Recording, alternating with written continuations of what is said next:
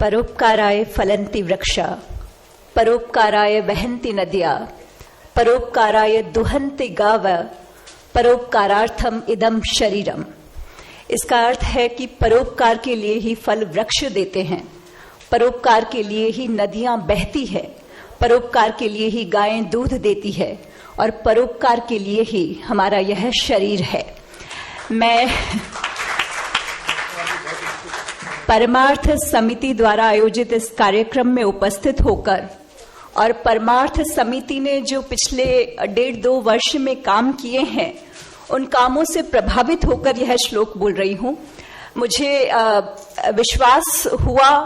कि हम में से बहुत सारे लोग हैं जो इस बात में यकीन रखते हैं कि हमारा यह शरीर, हमारा यह जीवन परोपकार के लिए बना है, परमार्थ के लिए बना है। तो सबसे पहले तो आपने मुझे इस कार्यक्रम में बुलाकर आज का ये जो सम्मान किया है, इसके लिए मैं पूरे परमार्थ समिति के सभी सदस्यों को और आज के इस कार्यक्रम में उपस्थित सभी जो श्रोतागण है, जो मंच पर उपस्थित है, माननीय हेमा मालिनी जी से लेकर प्रत्येक व्यक्ति जो आज यहाँ उपस्थित है, जो परमार्थ के कामों को देख रहा है और उसके द्वारा इस आयोजित सम्मान कार्यक्रम में मेरे खुशी का भागी बना है, उन सबका धन्यवाद कहना चाहूंगी।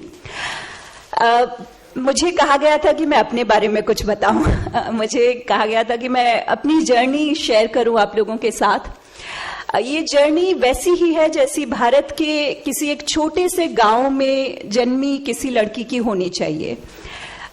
मैं राजस्थान में नागौर में जायल तहसील है एक, उसके कठौती गांव में पैदा हुई हूं और मेरे जन्म के 1-1.25 साल बाद मेरी छोटी बहन का जन्म हुआ।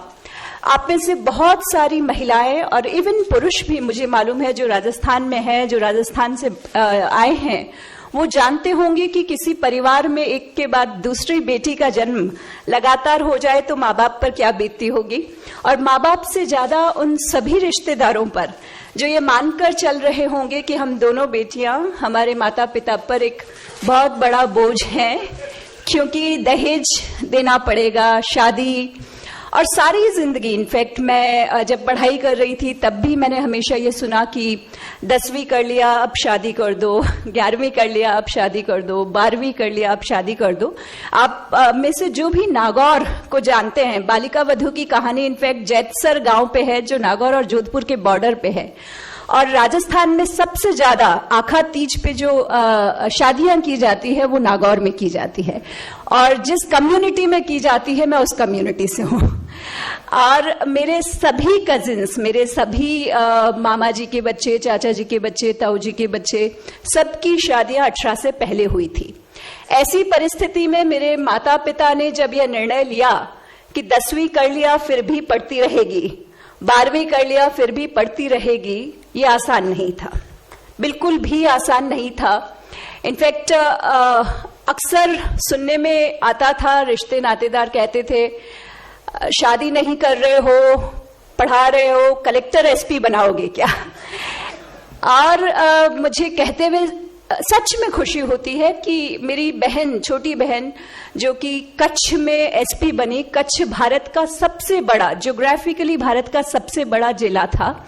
जिसकी वो पहली महिला एसपी बनी। और मैं अभी जिस जिले में कलेक्टर हूं वो लोक संख्या की दृष्टि से भारत का सबसे बड़ा जिला है। ये बात कहने के पीछे एक्चुअली कोई ऐसा कुछ इंटेंशन नहीं है कि मैं कुछ मोटिवेट करना चाहती हूँ वगैरह वगैरह, बट मुझे कहा गया था कि मैं बताऊं, क्योंकि कई बार ऐसा होता है कि हम में से बहुत सारी महिलाओं को लगता है कि अगर हमने ग्रेजुएशन कर लिया तो काफी है, हमारी शादी हो गई अच्छे परिवार में तो काफी है, नौकरी लग गई अच्छी तो काफी है, बच्चे हो गए तो काफी है। मैंने रिजर्व बैंक ऑफ इंडिया में 5 साल नौकरी की, मेरी शादी हुई, रिजर्व बैंक ऑफ इंडिया में ही मेरे हस्बैंड काम करते हैं, बेटा हुआ, उसके बाद मैंने यूपीएससी की तैयारी की और उसके बाद मैं यहाँ आप सबके सामने खड़ी हूँ। ये इसलिए है क्योंकि हम में से बहुत सारी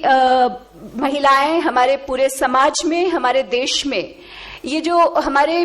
कल्चरली कुछ रूट्स हैं जो हमारे मन में कहीं धंसी हुई है कि स्त्री जो है वो उम्र के हर पड़ाव में किसी न किसी पुरुष के साथ ही चल सकती है। हमने सुना है बहुत बार कि पिता रक्षति कौमारे भर्ता रक्षति यौवने रक्षन्ति स्थविरे पुत्रा ना स्त्री स्वातंत्र महती। स्त्री कभी भी स्वतंत्र नहीं हो सकती है, उसको उम्र के हर पड़ाव में किसी न किसी पुरुष की आवश्यकता होती है। और मुझे लगता है कि जब यहाँ इस मंच से बोल रही हूं तो उन सभी महिलाओं को जिनके मन में यह विचार जड़ें ले चुका है, उन सभी पुरुषों को जिनके मन में भी ये विचार जड़ें गहरी कर चुका है, उनके विचार को थोड़ा सा बदलने के लिए यहाँ खड़ी हूं, इस उम्मीद के साथ कि आप में से बहुत सारे लोग